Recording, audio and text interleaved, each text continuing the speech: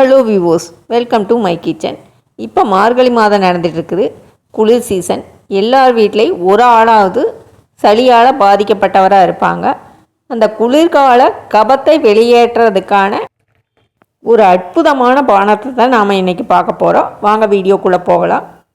இந்த மூலிகை பானம் தயாரிக்கிறதுக்கு ஒரு குண்டால் 2 டம்ளர் அளவுக்கு தண்ணி எடுத்து ஹீட் பண்ணிக்கிங்க.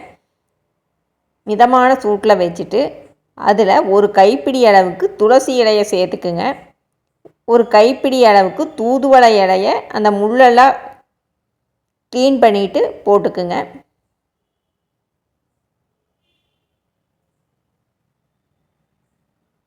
இது கூடவே 1 ஸ்பூன் அளவுக்கு சுக்குமல்லித்தூளை ஆட் பண்ணிக்கலாம். சுக்குமல்லி காப்பி பொடி இல்லைன்னா நீங்கள் சுக்கு ஒரு 1/2 ஸ்பூனு, தனியா ஒரு 1/2 ஸ்பூன் அளவுக்கு இதில் சேர்த்திக்கலாம். பெப்பர் ஒரு 1/4 ஸ்பூன் அளவுக்கு ஆட் பண்ணிக்கிங்க.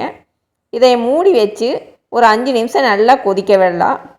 5 நிமிஷத்துக்கு அப்புறம் இந்த தண்ணியெல்லாம் கொஞ்சம் சுண்டி இருக்கும். இது கூட ஸ்வீட்னஸ்க்காக ஒரு ஸ்பூன் அளவுக்கு நாட்டு சர்க்கரை ஆட் பண்ணிக்கலாம். இது நல்லா கொதிக்கும்போது அந்த தலையோட எசன்ஸ் எல்லாம் அதில் இறங்கிடும். இப்போ இதை வடிகட்டி குடிச்சிக்கலாம். உங்கள் வீட்டில் யாராவதுக்கு சளி இருந்தால் இது மாதிரி ஒரு 4 நாள் போட்டு கொடுத்தீங்கன்னா சளியெல்லாம் கரைஞ்சி வெளியே வந்துடும். இதை ஃபாலோ பண்ணி பாருங்கள். நெக்ஸ்ட் வீடியோவில் பார்க்கலாம். தேங்க்யூ.